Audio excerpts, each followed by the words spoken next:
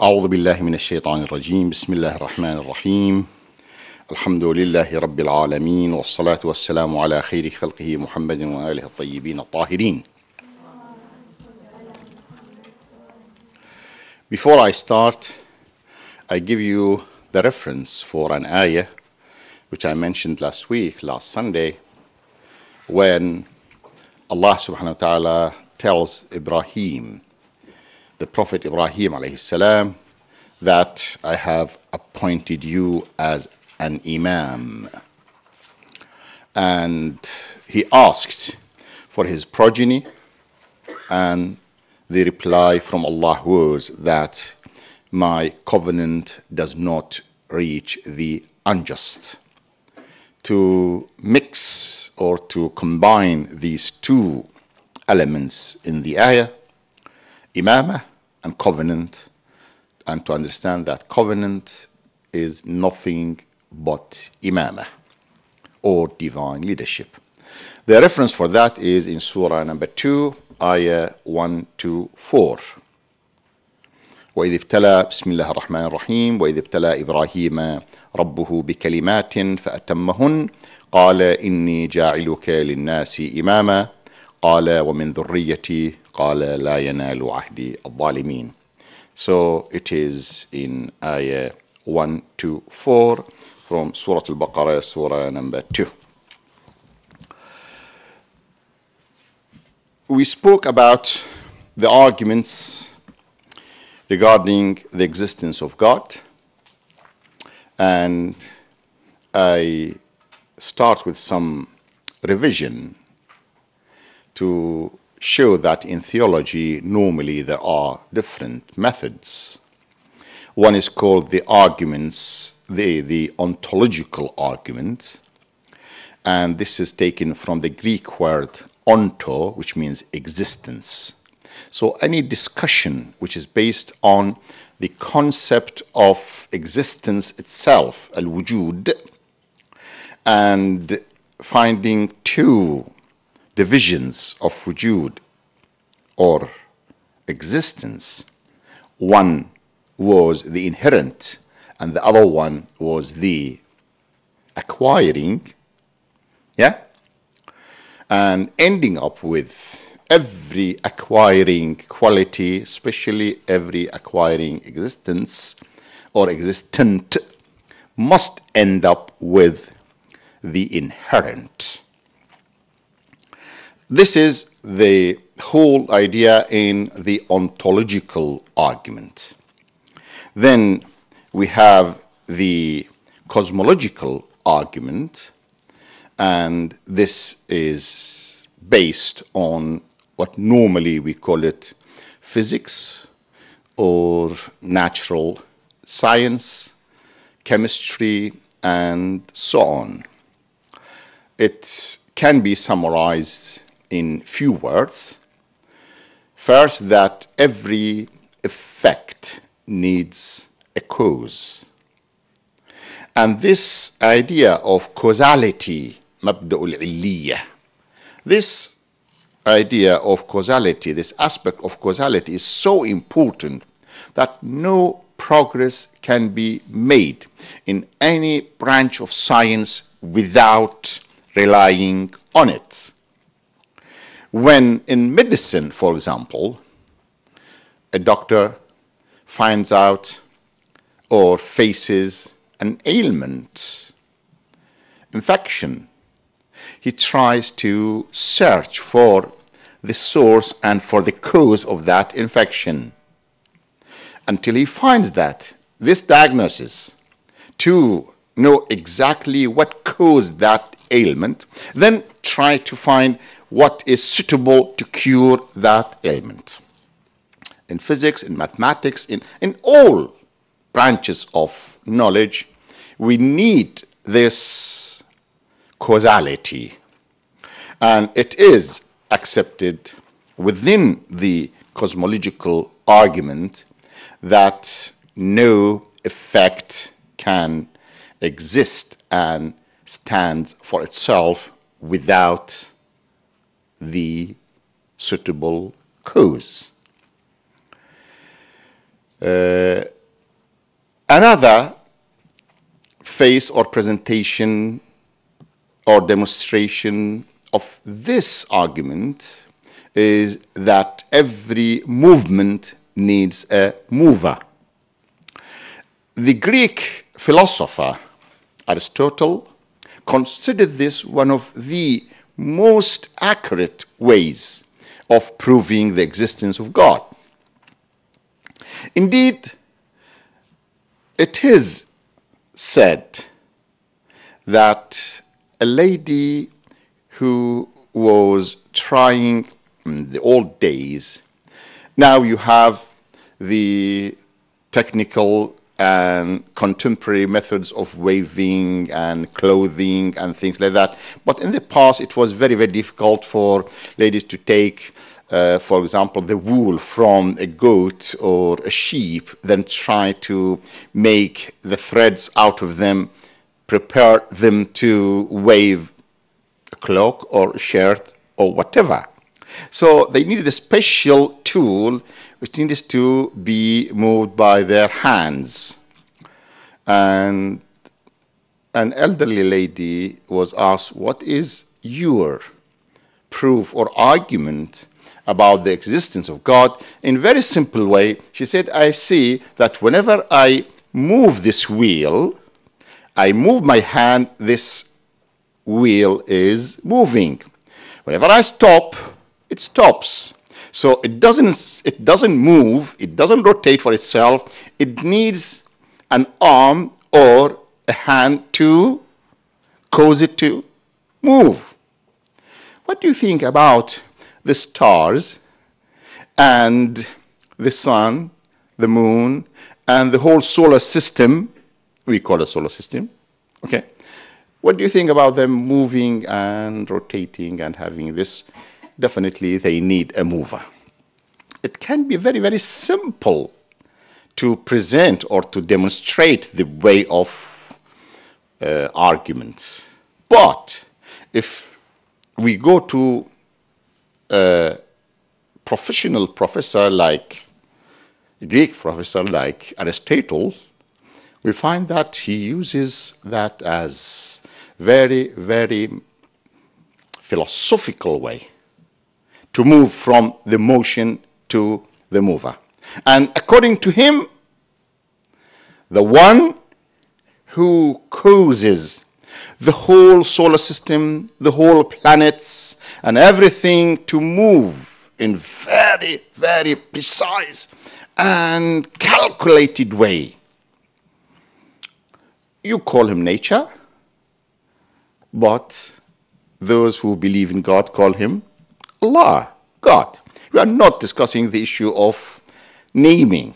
As we remember, last time we spoke about 3 different people were arguing and fighting over the grapes.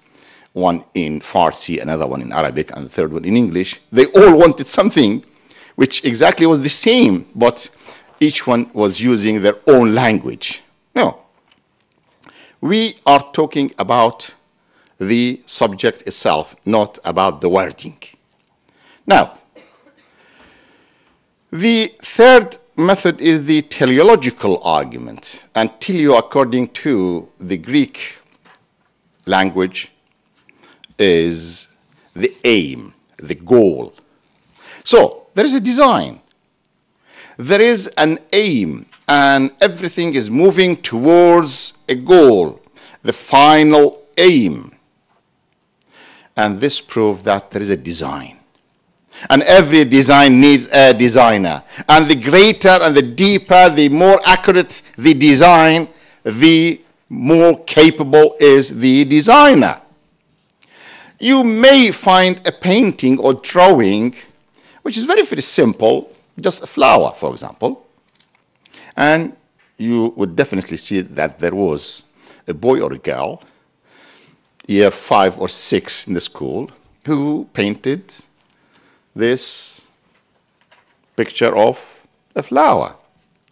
But when you notice a painting which can be valued for 25, 30, 40 million pounds, the painting of Mona Lisa in Louvre in Paris. Yeah? Sometimes say that we can't fix a price for it. 100 million, even more. All right? So the nicer and more precise and accurate and calculated is the design, the painting, the work, you conclude by no need for a lot of philosophical effort that the designer is great. The same applies to food. You go to different places, both ladies prepare food for the guests, but one is as simple as for example, dish and a little salad. And when you go to another house, you see the table in very, very nice way. Even the plates are designed, no 1 millimeter is moving right or left. The spoons, everything, and different types of the appetizer, then the main course, then the dessert, and all these things. Yeah? You see, it proves that the lady, the one who prepared this food, is so professional in cooking. So this is normal. Now, if you study every corner of this universe, you find the design in the greatest way that no one can argue about the power, the wisdom, and the knowledge of the one who caused this to happen. So this is what is called the teleological argument, or the argument from design. In Arabic, we call it Burhanun Nizam, or in Farsi, Burhan-e Nazm, which means that when there is a design, you immediately conclude that there must be a designer.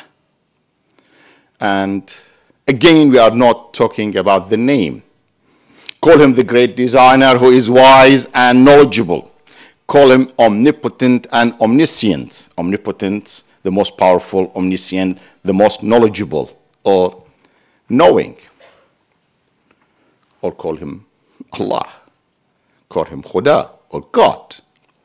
Doesn't matter. Theo in Greek. For the design, there are tens of examples, but if we concentrate only on 3 examples. One about the fingerprints. Fingerprints. In the old days, in China, later on in other countries, the only ID card was the fingerprint. No signature, no proof of ID. Why? Because if we assume that now we have 5 billion people at this minute,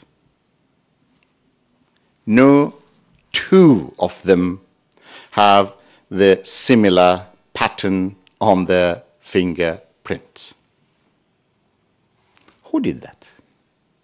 Even the identical twins, and this has been proven, it is not my claim, it has been proven in physiology and biology that those who are concerned with these things, that even the identical twins, who are supposed to be very, very similar in most of their behavior and even the way of thinking.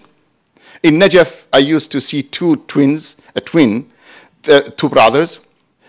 When you discuss something with one of them, and afterwards you meet the other one, and you don't know whether he is the same or no, the other one, the moment you start the discussion with them, they would continue the same statement or they follow the same argument as if they have been present at the time of that discussion. So even their minds were corresponding and as if they were both in the same. But even though when you examine their fingerprints, they are different. Not only that, in the criminal investigation, now one of the methods to recognize the criminals is to search for the fingerprints. So there are criminals who try to cut and remove the upper skin of their finger. But the second layer, which comes from beneath, grows exactly in the same pattern. Who does that?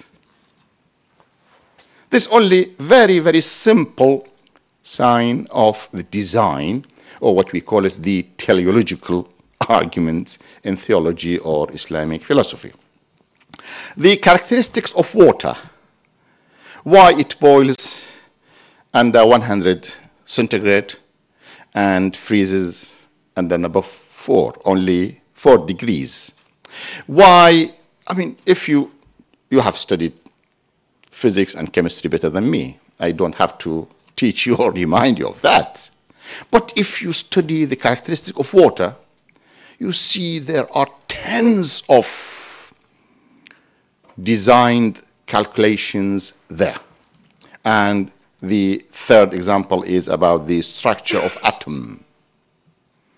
So if you only concentrate on these 3 examples, you would come up with one sentence that this design, this calculated way of creation cannot come from nothing.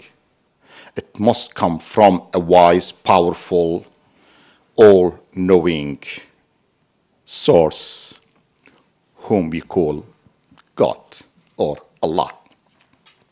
Call him whatever you want.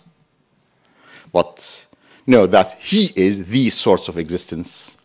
He is the giver of every life, and he is the source of every goodness. Then we have another method which is called the contingent or contingency leading to necessity.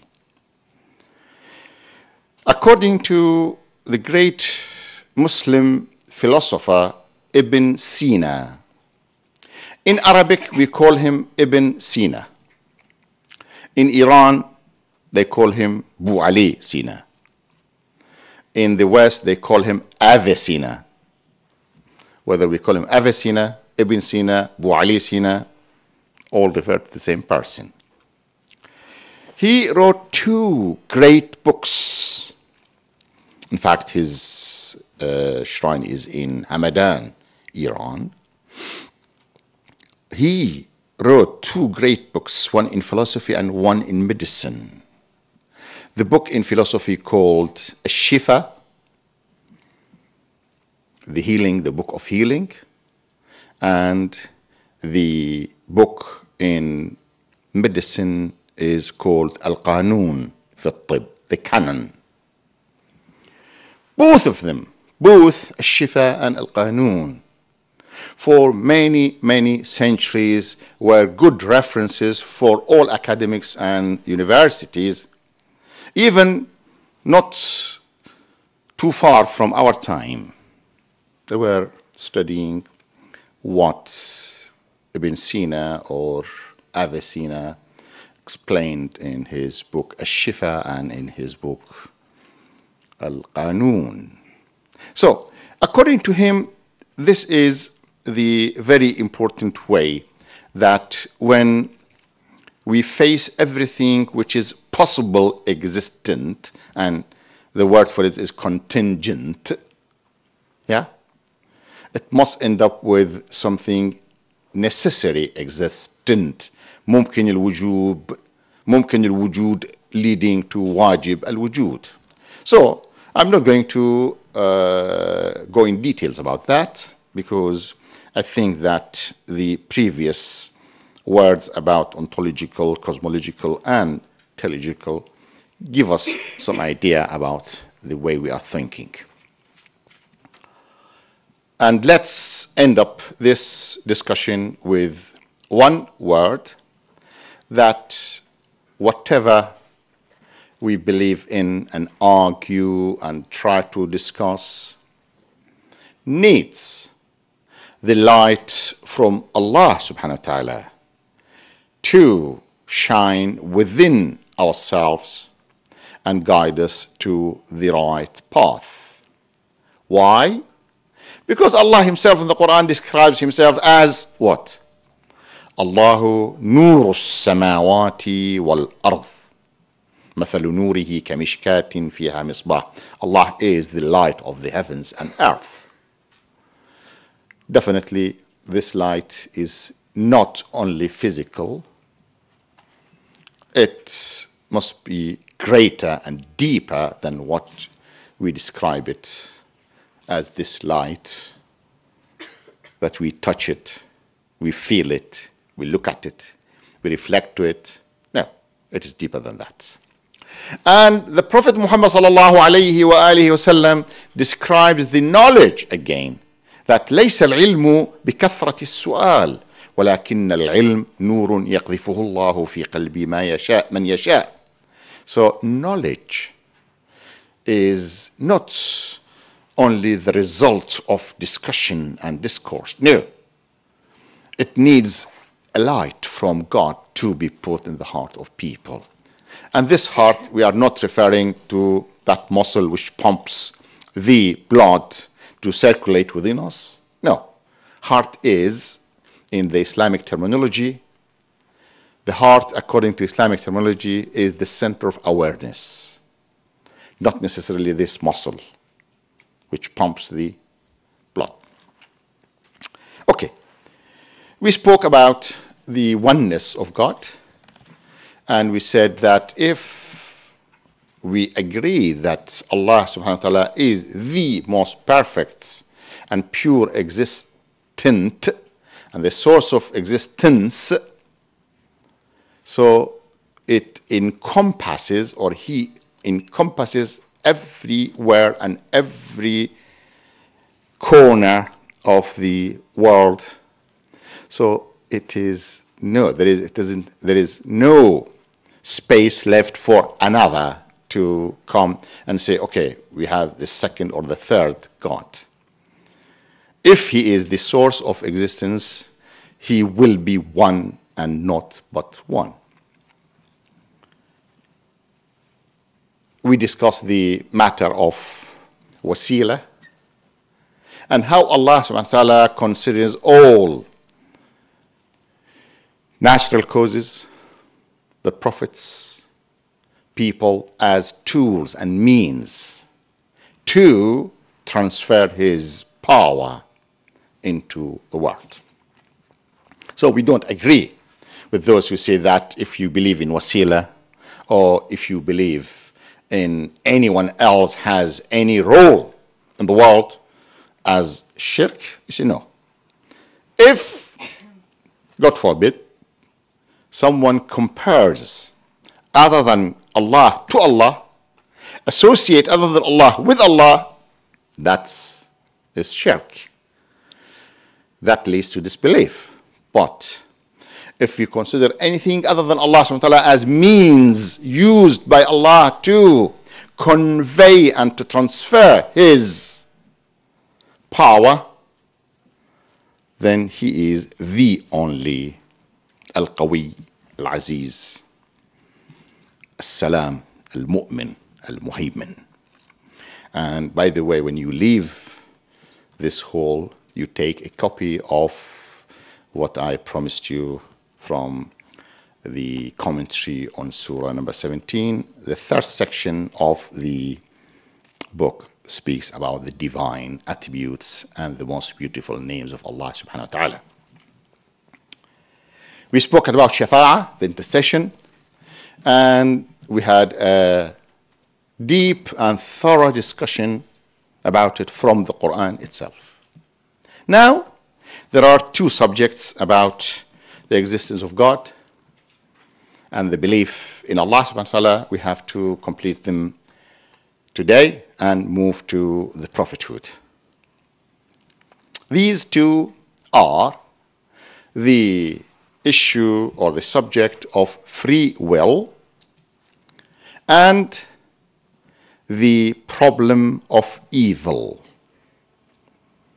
The problem of evil, which can be called, or its technical term is theodicy.